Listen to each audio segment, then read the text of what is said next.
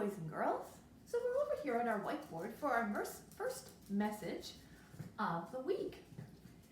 I put our date up here, April 28, 2020, because I remembered it from when I did the calendar. And I put the date up there so that people would remember or would know when our message was being made, because they might think it's a message for another day. So in that way, the date is important. Telling the people the time of our message is important so they know what day we were talking about. Read this with me, boys and girls. You know how to read it. Dear boys and girls. Want to read it backwards? Girls and boys, dear. That's a crazy way to read, isn't it? You can read this word too. We have this all the time. Today it is. So what's it like out today, guys? Is there a huge snowstorm? Is it hailing? Is it foggy? Or is the sun shining? You know what the weather is. Have you looked out your window? I've been looking out my window an awful lot lately, and I've been noticing changes.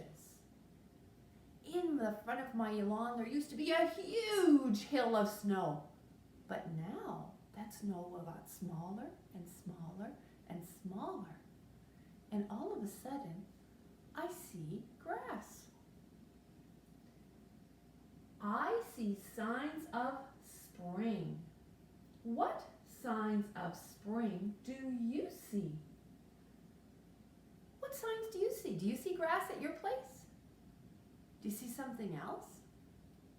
Have you seen the birds flying? Have you seen any robins coming? Or more birds in the air? I've seen a lot more birds. Have you seen the geese coming north? Have you seen gravel? Because the snow was going away from all over the yard. Have you seen puddles melted instead of being icy? What signs of spring do you see? Seasons are a way to tell time. We just talked about that in our calendar, that it's important that we look at our seasons because it's melting outside. It's spring. So we know that certain things happen in the spring. We know that things grow in the spring. We know that baby animals are born in the spring. Now, if it was the season of winter, those are not the kind of things that would be happening, would it? We would see colder weather. We would see more snow. We would see ice. And we would be doing different things. We'd be getting ready to go maybe ice skating or to build a fort in the snow. Now, we won't be doing that in the spring. So it's important for us to know the time of year. It's a way of telling time because it changes what we do as people. We dress differently. We do different things outside. We prepare to do different things. Seasons are a way to tell time. How else can we tell time? And today I thought we would make a list of things that help us to tell time. So I have a number 1 here. Ways to tell time. That's the title of my list. Number 1, clock, right? I think clock has to be number 1.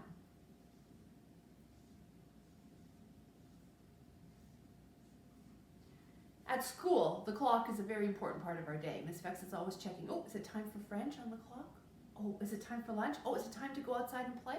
Is it time to get ready for home? So the clock is an important part of all of our days. We use it to help us get up in the morning when we have an alarm on our clock. The clock gets to a certain time, goes, ring, get out of bed, get out of bed. It tells us when we are going to go into the school in the morning. It tells us when it's time to go home at night. It tells us when our lunchtime is.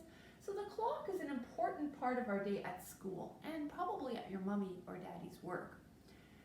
But not so much an important part of my day now because I'm not on as big a schedule. I still have to get up in the morning and I still make supper and lunch and breakfast. But because I don't go to school, I only spend a little bit of time looking at my clock because I'm staying home most of the day. Kind of weird. So the clock is one way to tell time. I'm going to put calendar next.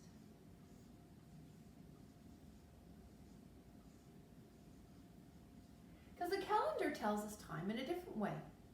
It tells us where in the month we are. It tells us what month we're in. It tells us what year we're in. So right now, I know I'm at the end of April because I've counted the days on there. And I know that we'll be switching to a new month soon. I know the year, like I said, if you were living in the years when Miss Vex was a kid, you wouldn't even be able to see me right now on your iPad or your computer because we didn't have that technology. So the year is important too. And it tells us what day of the week we're in. So, like I said, on a calendar, if it was Saturday and I didn't know it was Saturday, well, I might go to school and start teaching and there'd be no kids there. So our calendar is an important time teller as well. So we have clock, calendar. The next one I'm going to put is a strange one, sun.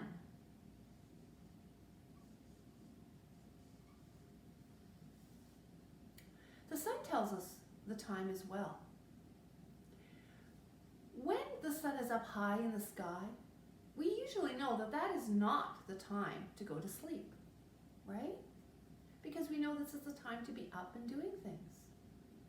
When we see the sun rising in the morning, we know it's kind of time for us to get up too. Sun's coming out. Now when we see it going down at night, we know it's kind of time for our bed. So the sun actually helps us to tell the time. If we didn't have a clock, we'd have to maybe use the sun to figure out the time. And a long time ago, before they'd invented clocks, they used to use a thing called a sundial. And that sundial would tell them what time of the day it was. And some people can tell the time of the day just by looking at the sun. So it's an important time teller that nature gave us. We also have seasons.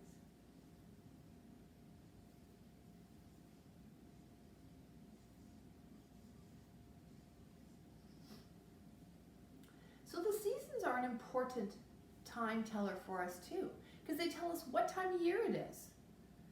We know that in the winter season, we have to put on lots of clothes, and that it's cold outside, but that we can do other fun things like skating or building in the snow.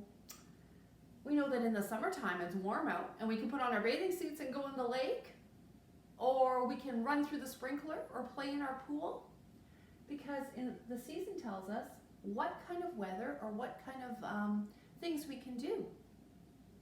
And so seasons are kind of a teller of time throughout the year. Can you think of another thing that tells the time for you? Is there something else in your house that helps you tell the time? I'm going to put down one more thing. It's a weird word. It's routines.